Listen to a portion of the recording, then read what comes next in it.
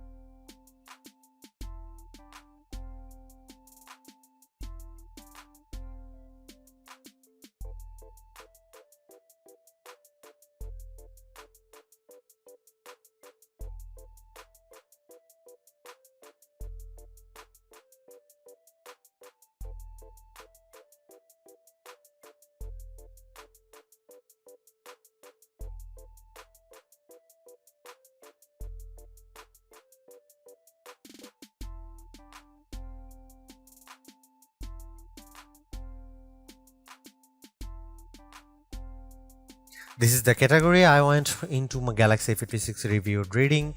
Samsung's mid-range Exynos chips haven't been impressive historically, and with an Exynos 1580 driving the A56, I wasn't expecting great results, and undoubtedly, my expectations were met. To focus on the positive first, the Galaxy A56 does better than the Galaxy A55 it's replacing and beats the Nothing Phone 3a Pro on the Geekbench CPU and 3D Mark GPU tests. But the Samsung is a long way behind the Pixel 8a and iPhone 16e, which both use flagship grade chips, and I can't fathom how slow the Galaxy A56 is at processing video, turning in the single worst result I have seen on our Adobe Premiere Rush test of turning a 4K video into a 1080p one. Samsung has given the A56 a little extra help with intensive tasks with the addition of vapor chamber cooling, only seen on Samsung's flagship models before now. The influence of this addition was easily felt while gaming, as even when the Galaxy A56 has struggled to keep up with Genshin Impact at maximum setting and the 60 FPS frame rate setting, it didn't get that warm.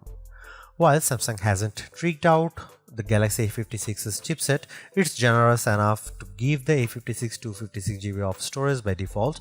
This is double the basic storage of all the rival phones we have mentioned here, but it comes at a bit of a cost. Firstly, this is the only available version to regular consumers. There is no other option to pay more to get 512GB or an even higher capacity, or to pay less if you prefer to save money or don't think you will fill 256GB. The other key factor is the Samsung no longer offers storage expansion via microSD card. This was offered on the Galaxy A55 and older models and allowed users to pop in up to another terabyte of storage. It's also a shame that the 12GB of RAM edition of the Galaxy A56 isn't being sold in Europe or North America. Having this much RAM on a phone of this price is a novelty, but also practical for performance reasons, and it's quite mean of Samsung not to offer it to us. The 5000 mAh battery in the Galaxy A56 is just as large as previous generations, but Samsung has somehow managed to squeeze much more battery life out of the same capacity. Since we haven't lab tested the Galaxy A56 yet, I performed my unofficial battery test, which sees how much battery a phone loses after 3 hours of 1080p YouTube video over Wi-Fi. The Galaxy A56 only lost 14% in this test, which compared to the Pixel 8a and Galaxy A55, which lost 18% and 22% respectively, is a big improvement and a comforting sign of good battery life under more typical conditions. In a surprising move, Samsung has given the Galaxy A56 45 wired charging, only seen before on the Galaxy S25 Plus and S25 Ultra and their predecessors. It's fast for a phone of this price, although there is no brick on the box provided, and Samsung's own 45-watt charger will set you back $49. We'll get back to you when we have charging test results for you, but we'd expect a charger of this power to fill the Galaxy A56 to empty to full in around an hour. The awesome intelligence Samsung advertises for the Galaxy A56 is not quite Galaxy AI, but there is still some overlap in features. For instance, the Galaxy A56 now offers Circle to Search like other recent Android phones, and Object Eraser for tidying up your photos, and Best Face for swapping you and your friends' faces to help you make a shot while you are smiling and looking at the camera together.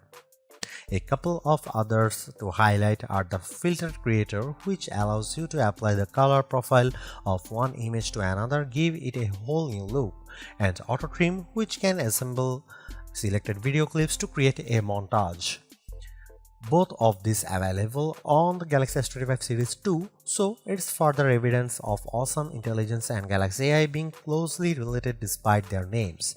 Productively, fans will be disappointed to learn that DeX, Samsung's desktop mode for smartphones, hasn't made it to the Galaxy A56. This isn't perhaps a surprise, as no previous Galaxy A model has been able to use it, but it's a pity that the cheapest way to get these very useful features via $600 is Samsung Galaxy S24 FE. Samsung has upgraded its software update plan for the Galaxy A56 to 6 generations of Android and 6 years of security.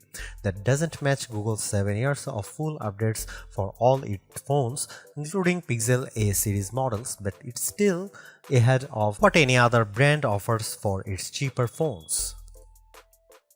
With the expectations of people I know to be keen gamers, I'd not hesitate to recommend the Galaxy A56's brilliant blend of power efficiency, image quality on display and via the camera, and generous selection of AI features, software support length, and default storage for anyone with their budget fixed at the mid-price range, but I don't know if it would necessarily be my first recommendation to anyone either.